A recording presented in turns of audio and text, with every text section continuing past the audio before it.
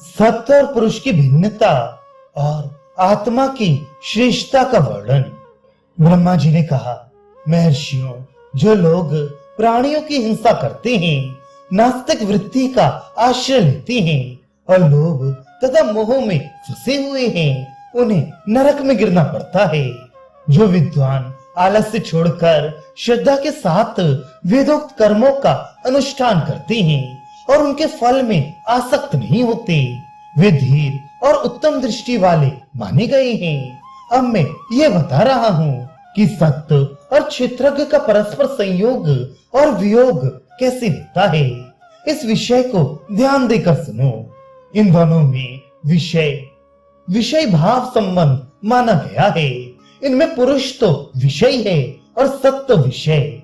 मनीषी पुरुष सत्य को द्वंद युक्त बतलाते हैं और क्षेत्रज्ञ निर्द्वंद, निष्कल, नित्य और निर्गुण है। जैसे कमल के पत्ते पर पड़ी हुई जल की चंचल बूंद उसे भिगो नहीं पाती, उसी प्रकार विद्वान पुरुष समस्त गुणों से संबंध रखते हुए भी किसी से लिप्त नहीं होते। अतः क्षेत्रज्ञ पुरुष असंग है, इसमें तनिक भी संदेह नहीं है। जिसकी बुद्धि अच्छी नहीं है, उसे 1000 उपाय करने पर भी ज्ञान नहीं होता, और जो बुद्धिमान है वे चौथाई प्रयत्न से भी ज्ञान पाकर सुख का अनुभव करता है। ऐसा विचार कर किसी उपाय से धर्म के साधन का ज्ञान प्राप्त करना चाहिए, क्योंकि उपाय को जानने वाला मेधावी पुरुष अत्यंत सुख का भागी होता है। जैसे कोई मनुष्य यदि राह खर्च का प्रबंध किए बिना ही यात्रा करता है तो उसे मार्ग में बहुत क्लेश उठाना पड़ता है और वह बीच ही में मर भी जाता है। यही बात कर्म के संबंध में भी जाननी चाहिए। अर्थात शुभ कर्म रूपी पाथेय के बिना परलोक का मार्ग सुखपूर्वक तय नहीं किया जा सकता। जैसे बिना देखे हुए दूर के रास्ते पर पैदल चलने वाला मनुष्य गंतव्य स्थान पर जल्दी नहीं पहुंच पाता, यही दशा तत्व ज्ञान से रहित अज्ञानी पुरुष की होती है। किंतु उसी मार्ग पर घोड़े जुते हुए शीघ्रगामी रथ के द्वारा यात्रा करने वाला पुरुष जिस प्रकार शीघ्र ही अपने लक्ष्य स्थान पर पहुंच जाता है, उसी प्रकार ज्ञानी पुरुषों की गति होती है। बुद्धिमान मनुष्य जहां तक रथ जाने का मार्ग है वहां तक रथ से जाता है, और जब रथ का रास्ता समाप्त हो जाता है तब वे उसे छोड़कर पैदल यात्रा करता है। इसी प्रकार तत्व और योग विधि को जानने वाला बुद्धिमान एवं गुणज्ञ पुरुष अच्छी तरह समझ बूझकर उत्तरोत्तर आगे बढ़ता जाता है। जैसे कोई पुरुष यदि मोहवश बिना नाव के ही भयंकर समुद्र में प्रवेश करता है और दोनों भुजाओं से ही तैरकर उसको पार होने का भरोसा रखता है, तो निश्चय ही वह अपनी मौत बुलाना चाहता है। उसी प्रकार ज्ञान नौका का सहारा लिए बिना मनुष्य भव सागर से पार नहीं हो सकता। जिस तरह बुद्धिमान पुरुष नाव की सहायता से अनायास ही पानी में प्रविष्ट हो जाता और शीघ्र ही तैरकर फिर उससे बाहर निकल जाता है, तथा पार हो जाने पर नाव की ममता छोड़कर चल देता है, उसी प्रकार संसार सागर से पार हो जाने पर बुद्धिमान पुरुष पहले के साधनों की ममता छोड़ देता है। परंतु स्नेहवश मोह प्राप्त हुआ मनुष्य ममता से आबद्ध होकर नाव पर सदा बैठे रहने वाले मल्लाह की भांति वहीं चक्कर काटता रहता है। जो गंध, रस, रूप, स्पर्श और शब्द से रहित है तथा मुनि लोग बुद्धि के द्वारा जिसका मनन करते हैं वह प्रधान कहलाता है। उसका दूसरा नाम अव्यक्त है। अव्यक्त का कार्य महतत्व और महतत्व का कार्य अहंकार है। अहंकार से पंच महाभूतों को प्रकट करने वाले गुण की उत्पत्ति हुई है। पंच महाभूतों के कार्य हैं रूप, रस आदि विषय। वे पृथक पृथक गुणों के नाम से प्रसिद्ध हैं। अव्यक्त प्रकृति कारण रूपा भी है और कार्य रूपा भी। इसी प्रकार मैं तत्व के भी कारण और कार्य दोनों ही स्वरूप सुने गए हैं।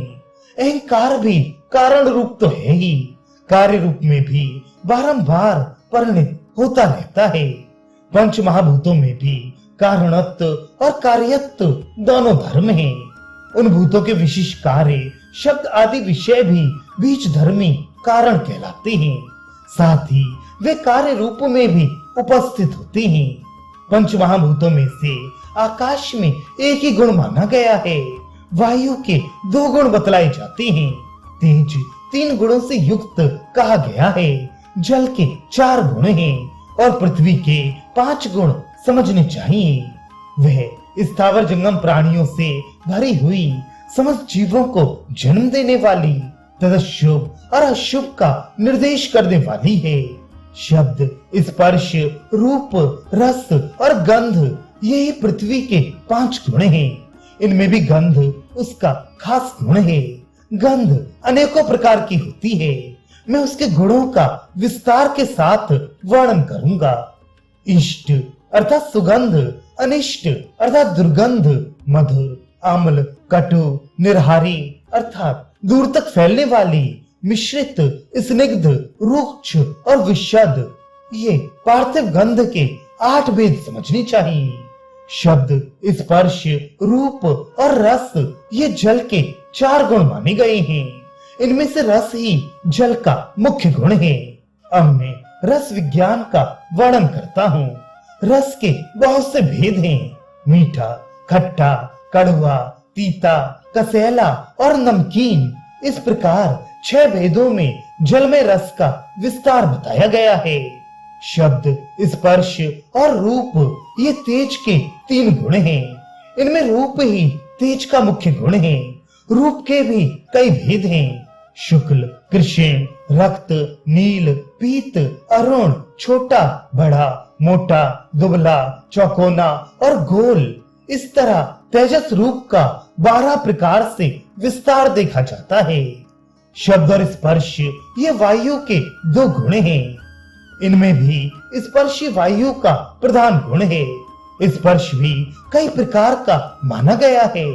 रूखा, ठंडा, गरम, स्निग्ध, विशद, कठिन, चिकना, शिलक्षण अर्थात हल्का, पिच्छल, कठोर और कोमल, इन 12 प्रकारों से वायु के गुण स्पर्श का विस्तार बतलाया गया है। आकाश का एक ही गुण शब्द है। शब्द के बहुत से गुण हैं। उनका विस्तार के साथ वर्णन करता हूँ। षडज, ऋषभ, गांधार, मध्यम, पंचम, निषाद, धैवत, इष्ट अर्थात प्रिय, अनिष्ट अर्थात अप्रिय और सहत अर्थात श्लिष्ट, ये आकाशजनित शब्द के 10 भेद हैं। आकाश सब भूतों में श्रेष्ठ है।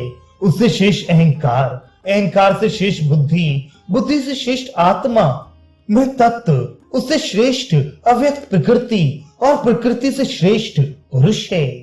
जो मनुष्य संपूर्ण भूतों के भूत, भविष्य का ज्ञाता, समस्त कर्मों की विधि का जानकार और सब प्राणियों को आत्मभाव से देखने वाला है, वह अविनाशी परमात्मा को प्राप्त होता है।